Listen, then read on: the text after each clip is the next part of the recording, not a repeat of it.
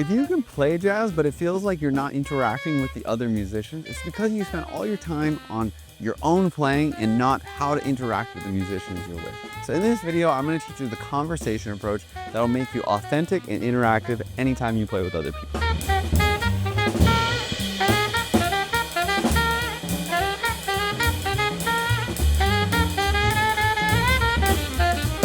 So when you start playing, you just figure out how to play some time and play some comping, but eventually you want to start thinking about how you're actually interacting with the musicians. Now, the two simplest ways, the most straightforward, are against and with. So against is where you listen to the other musicians and you just wait until they stop and then you jump in the gaps. Most people have a pretty easy time with this because it's pretty straightforward. When they stop playing, you play something. And when you do it, it sounds something like this.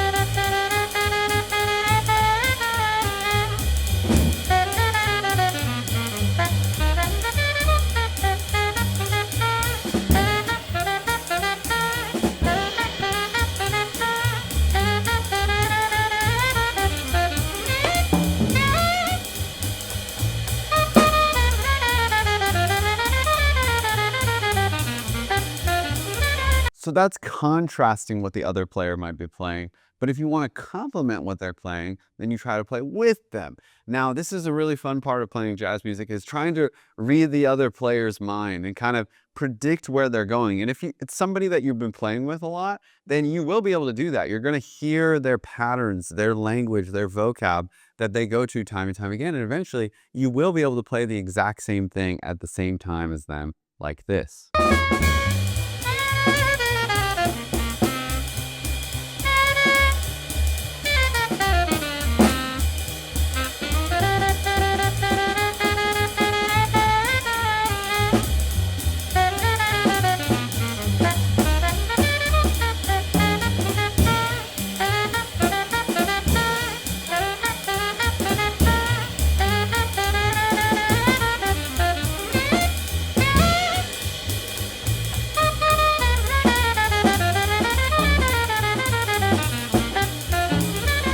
A lot of people find that one harder than against because, yeah, you kind of have to feel like you mind read them and then it gets a little bit stiff. Now, you'll hear people playing with and against, but it's rare that you'll ever hear them playing purely with or purely against. It sounds kind of awkward and kind of contrived if they do that, right? And so one time I was at this Kendra Scott clinic and he brought up that jazz is like a conversation, first of all, where everybody's talking over each other, right? In a conversation, things flow a lot more than just you play, I play, you play, I play, you talk, I talk, right? In a conversation, sometimes you interrupt each other. Sometimes you add on to the joke. You say the joke that they just said again, or maybe you say something different, right? It's really organic. And conversations work better if you're really confident in what you're saying. You don't second guess yourself and you don't go, yeah, anyways, that's really cool. You know, that's awkward. It messes up the flow of the conversation. Conversations work better if you're not trying to like say the perfect thing, but instead you're just like getting their sense of humor or you're matching their vibe. If you match their vibe and you don't think about what you're supposed to be saying, you don't get in your own head, then it's easy to flow, right? And that's what makes a good conversation. And that's what also makes really good jazz playing. Okay, so in a second here, I'm going to show you some ways that you can make these with and against styles feel less contrived and more natural so you can get in more of a flow state and sound more organic. But first, before we do that, what we're talking about here is phrasing, right? It's how you take your ideas and when to use them and how that interacts with other players. But to be a complete jazz musician, you need more than just phrasing. You need vocabulary, you need coordination. You need a good feel, a good touch, you need to know tunes. Can't cover all of that in this video, but that is what I work on with my one-on-one students at the jazz school. If you're interested in becoming a one-on-one student, click the link in the description to apply. Okay, so how do we marry these comping techniques with more of this conversational approach? So for the with method, right, instead of trying to match exactly what the other player is playing and kind of Mickey Mousing them, what you want to do is just play the vibe with them. Play their energy, match their sense of humor. You play when they're playing in the kind of vibe that they're playing. If they're playing really busy, maybe you play really busy. If they're playing really sparse and rhythmic, maybe you play some sparse and rhythmic stuff just to show that you're kind of on the same page with them. you're with them energetically. Here's what that sounds like.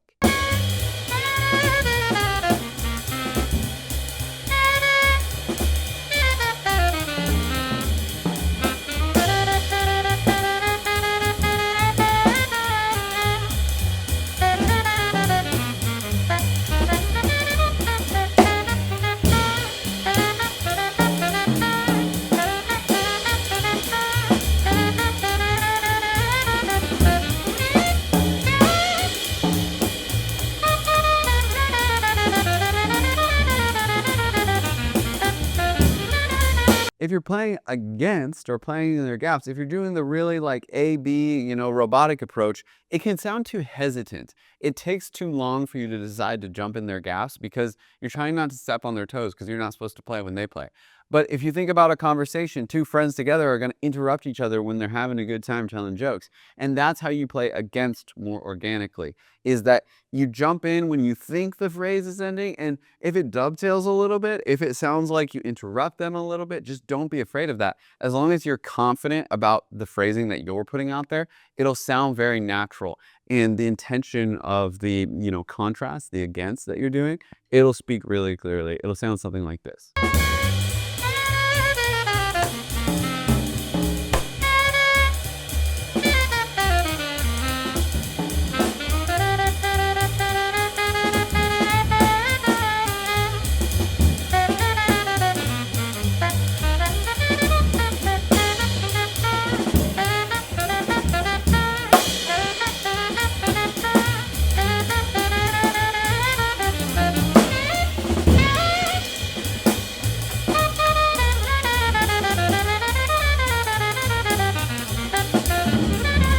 Also, sometimes it's okay for you to just play a supporting role. Like, if your friend is telling a story that you've heard a couple times, you don't need to butt in and spoil the ending. You can just laugh at the funny parts, to help him with the rhythm of telling the story so that everybody who's along for the ride can hear it too.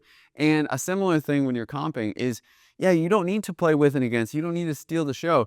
You can just play something repetitive, something that sets a pad that creates a clear 8-bar phrase so that the soloist can really shine and, juxtapose what they're doing on top of that.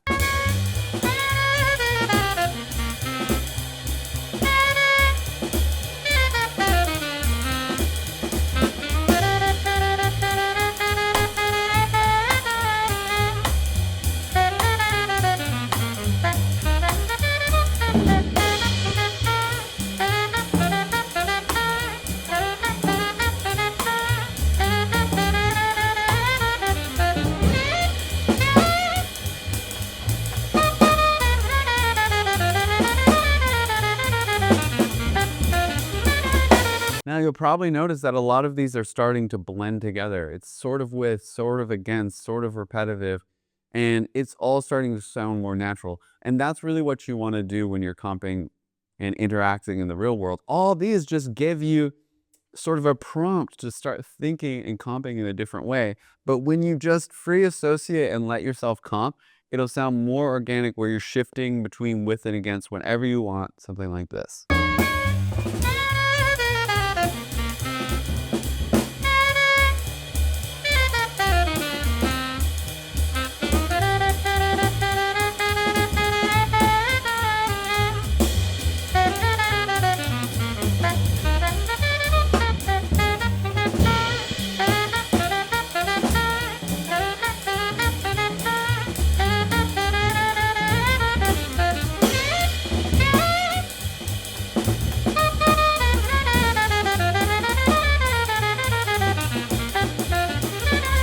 So there you go. If you use the conversation approach for comping, your comping is going to sound more authentic and interactive, but you're going to need to learn comping, vocabulary, coordination, and tunes. So click here to watch my video on how to become a complete jazz musician.